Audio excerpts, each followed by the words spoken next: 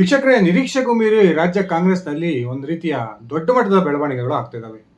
ಒಂದ್ ಕಡೆ ಮುಖ್ಯಮಂತ್ರಿ ಬದಲಾವಣೆ ವಿಚಾರಕ್ಕೆ ಸಂಬಂಧಪಟ್ಟಂತೆ ಡಿ ಕೆ ಶಿವಕುಮಾರ್ ಡಿಸೆಂಬರ್ಗೆ ರಾಜ್ಯದ ಮುಖ್ಯಮಂತ್ರಿ ಆಗೇ ಆಗ್ತಾರೆ ಎನ್ನುವ ಹೇಳಿಕೆಯನ್ನ ಕೊಡ್ತಾ ಇದ್ರೆ, ಇನ್ನೊಂದು ಕಡೆ ಸಿದ್ದರಾಮಯ್ಯ ಬಣ ಕೂಡ ಡಿ ಕೆ ಶಿವಕುಮಾರ್ಗೆ ಟಕ್ಕರ್ ಕೊಡೋ ರೀತಿಯಲ್ಲಿ ಇದೀಗ ಮತ್ತೊಮ್ಮೆ ದಲಿತ ಸಮುದಾಯದ ಒಂದು ಮತದಾರರನ್ನ ಸೇರಿಸೋದ್ರ ಮೂಲಕ ಶಕ್ತಿ ಪ್ರದರ್ಶನಕ್ಕೆ ಮುಂದಾಗಿರ್ತಕ್ಕಂಥದ್ದು ರಾಜ್ಯ ಕಾಂಗ್ರೆಸ್ನಲ್ಲಿ ಏನ್ ಬೇಕಾದ್ರೂ ನಡೀಬಹುದು ಅನ್ನುವ ಒಂದು ಮಾಹಿತಿಗಳು ಲಭ್ಯವಾಗ್ತಿದ್ದಾವೆ.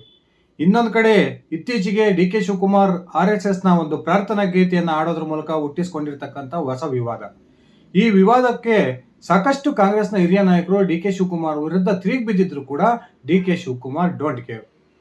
ಈ ಕ್ಷಣಕ್ಕೂ ಕೂಡ ಡಿ ಕೆ ಶಿವಕುಮಾರ್ ನಾನು ಈ ಗೀತೆಯನ್ನ ಆಡಿದ ತಪ್ಪು ಅನ್ನುವ ಒಂದೇ ಒಂದು ಕ್ಷಮೆಯನ್ನು ಕೂಡ ಕೇಳದೆ ಇರತಕ್ಕಂಥದ್ದು ಡಿ ಕೆ ಶಿವಕುಮಾರ್ ಅವರು ಒಂದು ಮಹತ್ವದ ನಿರ್ಧಾರಕ್ಕೆ ಬಂದಿದ್ದಾರೆ ಅನ್ನುವ ಒಂದು ಮುನ್ಸೂಚನೆಯನ್ನ ಕೊಡ್ತಾ ಇದೆ.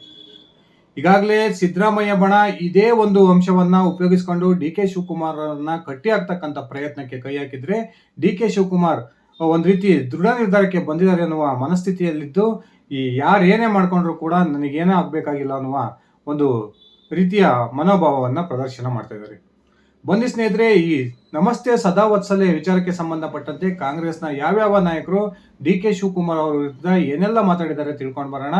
ಅದಕ್ಕೆ ಡಿ ಕೆ ಶಿವಕುಮಾರ್ ಅವರ ಪ್ರತಿಕ್ರಿಯೆ ಏನು, ನಿಜಕ್ಕೂ ಕೂಡ ಡಿ ಕೆ ಶಿವಕುಮಾರ್ ಯಾವ ಒಂದು ನಿರ್ಧಾರಕ್ಕೆ ಬಂದಿದ್ದಾರೆ ಒಂದ್ಸರಿ ನಾನು ಹೇಳ್ತಾ ಹೋಗ್ತೀನಿ. ಅದಕ್ಕಿಂತ ಮುಂಚೆ ನೀವಿನ್ನು ನನ್ನ ಇಟ್ಗೆ ಹೇಮಂತ್ ಯೂಟ್ಯೂಬ್ ಚಾನಲ್ಗೆ ಸಬ್ಸ್ಕ್ರೈಬ್ ಮಾಡ್ಕೊಂಡಿಲ್ಲ ಅಂದ್ರೆ ದಯವಿಟ್ಟು ಸಬ್ಸ್ಕ್ರೈಬ್ ಮಾಡ್ಕೊಂಡು ಬೆಲ್ ಬಟನ್ನ ಕ್ಲಿಕ್ ಮಾಡಿ. ನಾನು ಕೊಡ್ತಕ್ಕಂಥ ಮಾಹಿತಿ ನಿಮ್ಗೆ ಇಷ್ಟ ಆಗಿದ್ರೆ ಈ ವಿಡಿಯೋಗೆ ಲೈಕ್ ಮಾಡಿ, ಶೇರ್ ಮಾಡಿ, ಕಮೆಂಟ್ ಮಾಡಿ. ಸ್ನೇಹಿತರೆ, ರಾಜ್ಯದಲ್ಲಿ ಸೆಪ್ಟೆಂಬರ್ ಕ್ರಾಂತಿ ಆಗುತ್ತೆ, ಆ ಮೂಲಕ ಸಿದ್ದರಾಮಯ್ಯ ಸರ್ಕಾರ ಪತನ ಆಗುತ್ತೆ ಅನ್ನುವ ಮಾತುಗಳನ್ನ KN ರಾಜಣ್ಣ ಪದೇ ಪದೇ ಆಡ್ತಾ ಇದ್ರು. KN ರಾಜಣ್ಣ ನೇರವಾಗಿ ಸಿದ್ದರಾಮಯ್ಯ ಸರ್ಕಾರ ಪತನ ಆಗುತ್ತೆ ಅನ್ನುವ ಹೇಳಿಕೆಯನ್ನು ಕೊಡದೆ ಹೋದ್ರು, ರಾಜ್ಯದಲ್ಲಿ ಸೆಪ್ಟೆಂಬರ್ನಲ್ಲಿ ಕಾಂಗ್ರೆಸ್ನಲ್ಲಿ ದೊಡ್ಡ ಕ್ರಾಂತಿ ಆಗುತ್ತೆ ಅನ್ನುವ ಮಾತನ್ನ ಪದೇ ಪದೇ ಉಚ್ಚಾರ ಮಾಡ್ತಾ ಇದ್ರು. ಕೊನೆಗೆ ರಾಹುಲ್ ಗಾಂಧಿ ಅವರ ವಿರುದ್ಧ ಒಂದು ಹೇಳಿಕೆಯನ್ನ ಕೊಟ್ಟರು ಅನ್ನೋ ಕಾರಣಕ್ಕೆ ಪ್ರಭಾವಿಯಾಗಿದ್ರು ಕೂಡ ಯಾವುದೇ ಮುಲಾಜನ್ನ ನೋಡದೆ ಈ KN ರಾಜಣ್ಣ ಅವರನ್ನ ಸಚಿವ ಸಂಪುಟದಿಂದ ವಜಾಗೊಳಿಸಲಾಯಿತು. ಅದು ಕೂಡ ಅತ್ಯಂತ ಅವಮಾನಕರ ರೀತಿಯಲ್ಲಿ. KN ರಾಜಣ್ಣ ತನ್ನ ಮಂತ್ರಿ ಸ್ಥಾನಕ್ಕೆ ರಾಜೀನಾಮೆಯನ್ನ ಕೊಡ್ತೀನಿ ಅಂದ್ರೂ ಕೂಡ ಅವಕಾಶವನ್ನ ಮಾಡಿಕೊಡದೆ ಅವರನ್ನ ಸಂಪುಟದಿಂದ ವಜಾಗೊಳಿಸಿರ್ತಕ್ಕಂಥದ್ದು ಇದೀಗ ಕಾಂಗ್ರೆಸ್ನ ಸಿದ್ದು ಬಣದ ಕೆಂಗಣಿಗೆ ಗುರಿಯಾಗಿದೆ. ಇನ್ನೊಂದು ಕಡೆ ಡಿ ಕೆ ಶಿವಕುಮಾರ್ ಕೂಡ ಪದೇ ಪದೇ ಹಿಂದುತ್ವದ ಮಂತ್ರವನ್ನ ಪಠಿಸ್ತಾ ಇರತಕ್ಕಂಥದ್ದು, ಬಿಜೆಪಿ ನಾಯಕರನ್ನ ಆಡಿ ಹೊಗಳ್ತಾ ಇರತಕ್ಕಂಥದ್ದು ಸಾಕಷ್ಟು ಚರ್ಚೆಗೆ ಕಾರಣ ಆಗ್ತಿದೆ. ನಿನ್ನೆ ಮೊನ್ನೆ ಈ ಏನು ಸದನದಲ್ಲಿ ಡಿ ಕೆ ಶಿವಕುಮಾರ್ ಈ ನಮಸ್ತೆ ಸದಾ ವತ್ಸಲೆ ಎನ್ನುವ RSS ನ ಪ್ರಾರ್ಥನಾ ಗೀತೆಯನ್ನ ಆಡಿದ್ರು. ಆ ಒಂದು ಗೀತೆಯ ಆಡಿದ್ರ ವಿರುದ್ಧ ಕಾಂಗ್ರೆಸ್ನ ಅನೇಕ ನಾಯಕರು ಡಿ ಕೆ ಶಿವಕುಮಾರ್ ಅವರ ವಿರುದ್ಧ ಮುಗಿಬಿದ್ದಿದ್ರು. ಒಂದ್ ಕಡೆ ಸತೀಶ್ ಜಾರಕಿಹೊಳಿ ಈ RSS ನ ಗೀತೆಯನ್ನ ಆಡೋದಾದ್ರೆ ನಮಗೆ ಮುಖ್ಯಮಂತ್ರಿ ಸ್ಥಾನ ಸಿಗುತ್ತೆ ಅನ್ನೋದಾದ್ರೆ ನಾನು ಸೇರಿದಂತೆ ಸಾಕಷ್ಟು ಕಾಂಗ್ರೆಸ್ನ ಶಾಸಕರು ಈ ಗೀತೆಯನ್ನ ಆಡೋದಕ್ಕೆ ರೆಡಿ ಇದ್ದೀವಿ, ಈ ಗೀತೆ ಆಡಿದ ಕೂಡಲೇ ರಾಜ್ಯದ ಮುಖ್ಯಮಂತ್ರಿ ಆಗೋದಕ್ಕೆ ಸಾಧ್ಯವಿದೆಯಾ ಅನ್ನುವ ಪ್ರಶ್ನೆಯನ್ನ ಕೇಳಿದ್ರು. ಇನ್ನೊಂದು ಕಡೆ ಪ್ರಿಯಾಂಕಾ ಖರ್ಗೆ ಕೂಡ ಬಿಜೆಪಿ RSS ಅತ್ಯಂತ ವಿಷಕಾರಿಯಾದಂತಹ ಒಂದು ಸಂಘಟನೆ, ಈ ಸಂಘಟನೆಯ ಗಾಳಿ ಕೂಡ ನಮಗೆ ಸೋಕಬಾರದು ಅನ್ನುವ ಮಾತನ್ನ ಹೇಳಿದ್ರು. ಇನ್ನೊಂದು ಕಡೆ MB ಪಾಟೀಲ್ ಕೂಡ ಈ ಡಿ ಕೆ ಶಿವಕುಮಾರ್ ಸಾಕಷ್ಟು ಸಂಸ್ಕೃತವನ್ನ ತಿಳ್ಕೊಂಡಿದ್ದಾರೆ, ಆ ಕಾರಣಕ್ಕೆ ಆ ಒಂದು ಹಾಡನ್ನ ಸದನದಲ್ಲಿ ಆಡಿರ್ಬೋದು ಅನ್ನುವ ಹೇಳಿಕೆಯನ್ನ ಕೊಟ್ಟಿದ್ರು. ಅದೇ ರೀತಿ ಈ KN ರಾಜಣ್ಣ ಏನು ಇತ್ತೀಚೆಗೆ ಸಂಪುಟದಿಂದ ವಜಾಗೊಂಡಿದ್ರು, ಅವರು ಕೂಡ ಡಿ ಕೆ ಶಿವಕುಮಾರ್ ವಿರುದ್ಧ ಮುಗಿಬಿದ್ದು ಡಿ ಕೆ ಶಿವಕುಮಾರ್ ಅತ್ಯಂತ ಪ್ರಭಾವಿಯಾಗಿದ್ದಾರೆ, ಅವ್ರು ಏನ್ ಮಾಡಿದ್ರು ಕಳೆದೋಗುತ್ತೆ, ಅವರು ಕುಂಭಮೇಳಕ್ಕೆ ಹೋಗಿ ಅಲ್ಲಿ ಪುಣ್ಯ ಸ್ನಾನ ಮಾಡ್ಬೋದು, ಇನ್ನೊಂದು ಕಡೆ ಯೋಗಿ ಬಾಬಾ ಏನದು ಈಶಾ ಫೌಂಡೇಶನ್ನ ಕಾರ್ಯಕ್ರಮಕ್ಕೆ ಹೋಗಿ ಅಲ್ಲೂ ಕೂಡ ಬಿಜೆಪಿಯ ರಾಷ್ಟ್ರೀಯ ನಾಯಕರೊಂದಿಗೆ ವೇದಿಕೆಯನ್ನು ಹಂಚ್ಕೊಳ್ಬಹುದು, ಅದೇ ರೀತಿ ಅಂಬಾನಿ ಪುತ್ರನ ಮದುವೆಗೂ ಕೂಡ ಹೋಗ್ಬೋದು, ಇನ್ನು RSS ಗೀತೆಯನ್ನು ಕೂಡ ಆಡ್ಬೋದು. ಆ ಡಿ ಕೆ ಶಿವಕುಮಾರ್ ಅವರನ್ನ ಯಾರೂ ಕೂಡ ಕೇಳಲ್ಲ ಅನ್ನುವ ಹೇಳಿಕೆಯನ್ನ ಕೊಡೋದ್ರ ಮೂಲಕ ಡಿ ಕೆ ಶಿವಕುಮಾರ್ ಕಾಂಗ್ರೆಸ್ನಲ್ಲಿ ಪ್ರಬಲ, ನಾವೆಲ್ಲ ಒಂದು ದುರ್ಬಲರು ಅನ್ನುವ ಒಂದು ಅರ್ಥದಲ್ಲಿ ಹೇಳಿಕೆಯನ್ನ ಕೊಟ್ಟಿದ್ರು. ಇದೀಗ ಗಾಂಧಿ ಕುಟುಂಬಕ್ಕೆ ಆತ್ಮೀಯರಾಗಿರ್ತಕ್ಕಂಥ ಕಾಂಗ್ರೆಸ್ನ ಮುಖಂಡ BK ಹರಿಪ್ರಸಾದ್ ಈ ಡಿ ಕೆ ಶಿವಕುಮಾರ್ ಈ ಗೀತೆಯನ್ನ ಏನು ಸದನದಲ್ಲಿ ಆಡಿದ್ರು ಅದರ ವಿರುದ್ಧ ತೀವ್ರ ತರದಲ್ಲಿ ತರಾಟೆಗೆ ತೆಗೆದುಕೊಂಡಿದ್ದಾರೆ.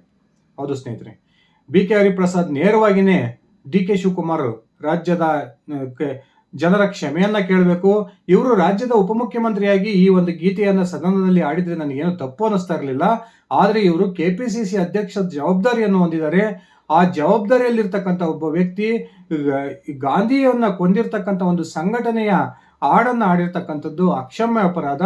ನಾನೇನಾದರೂ KPCC ಅಧ್ಯಕ್ಷನಾಗಿದ್ದರೆ ತಕ್ಷಣಕ್ಕೆ ಕ್ಷಮೆಯನ್ನ ಕೇಳ್ತಿದ್ದೆ. DK ಶಿವಕುಮಾರ್ ಕೂಡ ಕ್ಷಮೆ ಕೇಳಬೇಕು. ಇವರು ಕ್ಷಮೆ ಕೇಳದೆ ಹೋದರೆ ಅವರ ವಿರುದ್ಧ ಕಠಿಣ ಕ್ರಮವನ್ನ AICC ನಾಯಕರು ತೆಗೆದುಕೊಳ್ಬೇಕು ಅನ್ನುವ ಮಾತನ್ನ ಹೇಳೋದ್ರ ಮೂಲಕ ಇದೀಗ DK ಶಿವಕುಮಾರ್ ಅವರ ವಿರುದ್ಧ ತೀವ್ರವಾಗಿ ಹರಿಹಾಯ್ದಿದ್ದಾರೆ. ಇನ್ನೊಂದು ಕಡೆ ಆ ಮಾಧ್ಯಮ ಮಿತ್ರರು ಒಂದು ಪ್ರಶ್ನೆಯನ್ನ ಕೇಳ್ತಾರೆ, ಸರ್ DK ಶಿವಕುಮಾರ್ ಪದೇ ಪದೇ ಒಂದು BJP ಪರವಾಗಿ RSS ನ ಪರವಾಗಿ ಮಾತನಾಡ್ತಾ ಇದ್ದಾರೆ, ಅವ್ರು ಏನಾದರೂ ಕಾಂಗ್ರೆಸ್ ಅನ್ನ ತೊರಿತಾರ, ಮಹಾರಾಷ್ಟ್ರ ಮಾದರಿಯಲ್ಲಿ BJP ಏನಾದರೂ ಆಪರೇಷನ್ ಕಮಲಕ್ಕೆ ಕೈ ಹಾಕಿದೆಯಾ ಅನ್ನುವ ಪ್ರಶ್ನೆಯನ್ನ BK ಹರಿಪ್ರಸಾದ್ ಅವರಿಗೆ ಮಾಧ್ಯಮ ಮಿತ್ರರು ಕೇಳ್ತಾರೆ. ಆ ಸಂದರ್ಭದಲ್ಲಿ DK ಶಿವಕುಮಾರ್ ವಿಚಾರವನ್ನ ಕುರಿತು BK ಹರಿಪ್ರಸಾದ್ ಅತ್ಯಂತ ಕಠೋರವಾಗಿ ಒಂದು ಮಾತನ್ನು ಹೇಳ್ತಾರೆ. ಕಾಂಗ್ರೆಸ್ ಇಂಥ ಸಾವಿರಾರು ನಾಯಕರು ಬಂದಿದ್ದಾರೆ, ಸಾವಿರಾರು ನಾಯಕರು ಬಿಟ್ಟೋಗಿದ್ದಾರೆ, ಕಾಂಗ್ರೆಸ್ಗೆ ಏನೂ ಆಗೋದಿಲ್ಲ. DK ಶಿವಕುಮಾರ್ ಅವರು ನಿರ್ಣಯವನ್ನು ತೆಗೆದುಕೊಳ್ಳೋಕೆ ಸ್ವತಂತ್ರರಿದ್ದಾರೆ. ನನಗಂತೂ ಸದ್ಯಕ್ಕೆ ಗೊತ್ತಿರೋ ಮಟ್ಟಿಗೆ DK ಶಿವಕುಮಾರ್ ಅಂತ ಮಹತ್ವದ ನಿರ್ಧಾರವನ್ನು ತೆಗೆದುಕೊಳ್ಳಲ್ಲ. ಒಂದು ವೇಳೆ ಅವ್ರು BJP ನಾನು ಹೋಗ್ತೀನಿ ಅನ್ನೋದಾದ್ರೆ ನಾವೇನು ಮಾಡೋಕ್ಕಾಗಲ್ಲ ಅನ್ನುವ ಹೇಳಿಕೆಯನ್ನು ಕೊಡೋದ್ರ ಮೂಲಕ ರಾಜ್ಯ ಕಾಂಗ್ರೆಸ್ನಲ್ಲಿ ಏನೋ ಒಂದು ನಡೀತಾ ಇದೆ ಅನ್ನುವ ಒಂದು ಮಾಹಿತಿಗಳು ಲಭ್ಯವಾಗ್ತಿದ್ದಾವೆ. ಇನ್ನೊಂದು ಕಡೆ ನಿನ್ನೆ ಮತ್ತೆ ಮಾಧ್ಯಮಗಳೊಂದಿಗೆ ಪ್ರತಿಕ್ರಿಯೆ ಕೊಟ್ಟಿರ್ತಕ್ಕಂಥ ಅಹಿಂದ ವರ್ಗದ ಮಹಾನ್ ನಾಯಕ, ಸಿದ್ದು ಬಣದ ಪ್ರಮುಖ ನಾಯಕರಾಗಿರ್ತಕ್ಕಂಥ ಸತೀಶ್ ಜಾರಕಿಹೊಳಿ ಕೂಡ ಕೆಲವೊಂದು ರಾಜ್ಯದಲ್ಲಿ ನಡೀತಕ್ಕಂಥ ವಿಚಾರಗಳು ಹೈಕಮಾಂಡ್ ಗಮನಕ್ಕೆ ಹೋಗ್ತವೆ. ಆ ಹೋದಂಥ ಸಂದರ್ಭದಲ್ಲಿ ಹೈಕಮಾಂಡ್ ಸೂಕ್ತ ಕ್ರಮವನ್ನು ಕೈಗೊಳ್ಳುತ್ತೆ. ಅದು ಉದಾಹರಣೆ ರಾಜಣ್ಣನವರ ಪ್ರಕರಣ. ಇನ್ನೂ ಕೆಲವು ವಿಚಾರಗಳು ಹೈಕಮಾಂಡ್ ಗಮನಕ್ಕೆ ತಲುಪೋದೇ ಇಲ್ಲ. ಆ ಕಾರಣಕ್ಕೆ ಇದೀಗ ರಾಜ್ಯದಲ್ಲಿ ನಡೀತಿರ್ತಕ್ಕಂಥ ಈ ರೀತಿಯ ಬೆಳವಣಿಗೆಗಳನ್ನ ಹೈಕಮಾಂಡ್ ಗಮನಕ್ಕೆ ನಾವು ತರೋ ಪ್ರಯತ್ನವನ್ನ ಮಾಡ್ತೀವಿ ಅನ್ನುವ ಹೇಳಿಕೆಯನ್ನು ಕೊಡೋದ್ರ ಮೂಲಕ DK ಶಿವಕುಮಾರ್ ಅವರ ವಿರುದ್ಧ ಒಂದು ಕಠಿಣ ಕ್ರಮಕ್ಕೆ ಈ ಸತೀಶ್ ಜಾರಕಿಹೊಳಿ ಕೂಡ ಆಗ್ರಹಿಸಿದ್ದಾರೆ. ಸ್ನೇಹಿತರೆ, DK ಶಿವಕುಮಾರ್ ಏನು RSS ನ ಪ್ರಾರ್ಥನಾ ಗೀತೆಯನ್ನು ಆಡಿರ್ತಕ್ಕಂಥದ್ದು ಕಾಂಗ್ರೆಸ್ ಪಾಳ್ಯದಲ್ಲಿ ಒಂದು ರೀತಿ ಗೊಂದಲಕ್ಕೆ ಕಾರಣ ಆಗಿದ್ದು, ಕೆಲವೊಂದು ಕಾಂಗ್ರೆಸ್ನ ನಾಯಕರು, ಅದರಲ್ಲೂ ಕೂಡ ಕುಣಿಗಲ್ನ ಶಾಸಕ DK ಅವರ ಸಂಬಂಧಿಯಾಗಿರ್ತಕ್ಕಂಥ ಈ ಡಾಕ್ಟರ್ ರಂಗನಾಥ್, ಈ DK ಶಿವಕುಮಾರ್ ಈ ಪ್ರಾರ್ಥನಾ ಗೀತೆಯನ್ನು ಆಡಿರೋದ್ರಲ್ಲಿ ತಪ್ಪೇನು ಅನಿಸ್ತಾ ಇಲ್ಲ. ಇದು ಭಾರತದ ಭೂಮಿಯಲ್ಲಿ ಹುಟ್ಟಿರ್ತಕ್ಕಂಥ ಪ್ರತಿಯೊಬ್ಬರು ಕೂಡ ಭಾರತ ಮಾತೆಗೆ ನಮಿಸಬೇಕು ಅನ್ನುವ ಅರ್ಥವನ್ನ ಕೊಡುತ್ತೆ. ಈ ಒಂದು ಗೀತೆ ಅತ್ಯಂತ ಸ್ವಾರಸ್ಯಕರವಾಗಿದೆ ಅನ್ನುವ ಹೇಳಿಕೆಯನ್ನ ಕೊಟ್ಟಿದ್ರು. ಕಾಂಗ್ರೆಸ್ನ ಸಿದ್ದು ಬಣದ ನಾಯಕರು DK ಶಿವಕುಮಾರ್ ವಿರುದ್ಧ ಇಷ್ಟೆಲ್ಲ ಮುಗಿ ಬೀಳ್ತಿದ್ರು ಕೂಡ ಈ ಕ್ಷಣಕ್ಕೂ DK ಶಿವಕುಮಾರ್ ಡೋಂಟ್ ಕೇರ್ ಅಂತಕ್ಕಂಥ ಒಂದು ಮನಸ್ಥಿತಿಗೆ ಬಂದಿರತಕ್ಕಂಥದ್ದು. DK ಶಿವಕುಮಾರ್ ಮಹತ್ವದ ರಾಜಕೀಯ ನಿರ್ಧಾರಕ್ಕೆ ಬಂದಿದ್ದಾರೆ. ಆ ಮೂಲಕ ಕಾಂಗ್ರೆಸ್ಗೆ ಬಹುದೊಡ್ಡ ಹೊಡೆತವನ್ನ ಕೊಡ್ತಾರೆ ಅನ್ನುವ ಲೆಕ್ಕಾಚಾರಗಳು ಈಗ ಆರಂಭಗೊಂಡಿದ್ದಾವೆ. ಒಂದ್ ಕಡೆ ಅಕ್ಟೋಬರ್ ಸೆಪ್ಟೆಂಬರ್ ವೇಳೆಗೆ ರಾಜ್ಯದಲ್ಲಿ ಬಹುದೊಡ್ಡ ರಾಜಕೀಯ ಕ್ರಾಂತಿಗಳ ಮಾತನಾಡ್ತಿದ್ದಂತಹ ಸಿದ್ದು ಬಣದ ಪ್ರಮುಖ ನಾಯಕರಿಗೆ ಇದೀಗ DK ಶಿವಕುಮಾರ್ ತಕ್ಕದಾದ ಒಂದು ತಿರುಗೇಟನ್ನು ಕೊಡೋ ಪ್ರಯತ್ನವನ್ನ ಮಾಡ್ತಾ ಇದ್ದು, RSS ನಾಯಕರ ನಿಕಟ ಸಂಪರ್ಕದಲ್ಲಿರ್ತಕ್ಕಂಥದ್ದು. ಅದೇ ರೀತಿ ಮೊನ್ನೆ ಏನು ಮಹೇಶ್ ಶೆಟ್ಟಿ ತಿಮರೋಡಿ ಅವರ ಬಂಧನದ ಸಂದರ್ಭದಲ್ಲಿ BJPಯ ರಾಷ್ಟ್ರೀಯ ಸಂಘಟನಾ ಪ್ರಧಾನ ಕಾರ್ಯದರ್ಶಿ ಆಗಿರ್ತಕ್ಕಂಥ BL ಸಂತೋಷ್ ಅವರನ್ನ ನಮ್ಮ BL ಸಂತೋಷ್ ಅನ್ನುವ ಹೇಳಿಕೆಯನ್ನು ಕೊಟ್ಟಿರ್ತಕ್ಕಂಥದ್ದು ಕಾಂಗ್ರೆಸ್ನ ನಾಯಕರಲ್ಲಿ ಒಂದು ರೀತಿಯ ತಳಮಳಕ್ಕೆ ಕಾರಣವಾಗಿದೆ. ಇನ್ನೊಂದು ಕಡೆ ಕೇವಲ ರಾಹುಲ್ ಗಾಂಧಿ ಅವರ ವಿರುದ್ಧ ಒಂದೇ ಒಂದು ಮಾತನ್ನ ಆಡಿದ್ರು ಅನ್ನೋ ಕಾರಣಕ್ಕೆ ದಲಿತ ವರ್ಗಕ್ಕೆ ಸೇರಿದಂತಹ ರಾಜಣ್ಣನವರನ್ನ ಒಂದು ಸಂಪುಟದಿಂದ ವಜಾಗೊಳಿಸೋ ಕ್ರಮವನ್ನ ಕಾಂಗ್ರೆಸ್ ಹೈಕಮಾಂಡ್ ಕೈಗೊಂಡಿದ್ರೆ, ಪಕ್ಷದ ತತ್ವ ಸಿದ್ಧಾಂತದ ವಿರುದ್ಧವೇ ಬಹಿರಂಗ ಹೇಳಿಕೆಯನ್ನ ಕೊಟ್ಟಿರ್ತಕ್ಕಂಥ DK ಶಿವಕುಮಾರ್ ಅವರ ವಿರುದ್ಧ ಕಾಂಗ್ರೆಸ್ ಹೈಕಮಾಂಡ್ ಯಾವ ರೀತಿಯ ಒಂದು ಕ್ರಮವನ್ನ ಕೈಗೊಳ್ಳುತ್ತೆ ಅನ್ನುವ ಅಚ್ಚರಿ ಅಂತೂ ಕೂಡ ಎಲ್ಲರಿಗೂ ಕಾಡ್ತಾ ಇದೆ. ಬಹುತೇಕ ಇದೇ ರೀತಿಯ ಪರಿಸ್ಥಿತಿ ಕಾಂಗ್ರೆಸ್ನಲ್ಲಿ ಮುಂದುವರೆದಿದ್ದೇ ಆದ್ರೆ DK ಶಿವಕುಮಾರ್ ಅವರ ಉಚ್ಚಾಟನೆಗೆ ಒಂದು ಒತ್ತಾಯ ದೊಡ್ಡ ಮಟ್ಟದಲ್ಲಿ ಆಗೋ ಸಾಧ್ಯತೆಗಳಿದಾವೆ. ಆ ಮೂಲಕ ಕಾಂಗ್ರೆಸ್ ಹೈಕಮಾಂಡ್ ನಿಜಕ್ಕೂ ಕೂಡ ಪಕ್ಷನಿಷ್ಠನಾಗಿದ್ದಂತಹ ಒಬ್ಬ ಮಹಾನ್ ನಾಯಕನನ್ನ ತನ್ನ ಪಕ್ಷದಿಂದ ಉಚ್ಚಾಟನೆಗೊಳ್ಳುತ್ತಾ ಅನ್ನುವ ಪ್ರಶ್ನೆಗಳು ಕೂಡ ಉಟ್ಕೊಂಡಿದ್ದಾವೆ.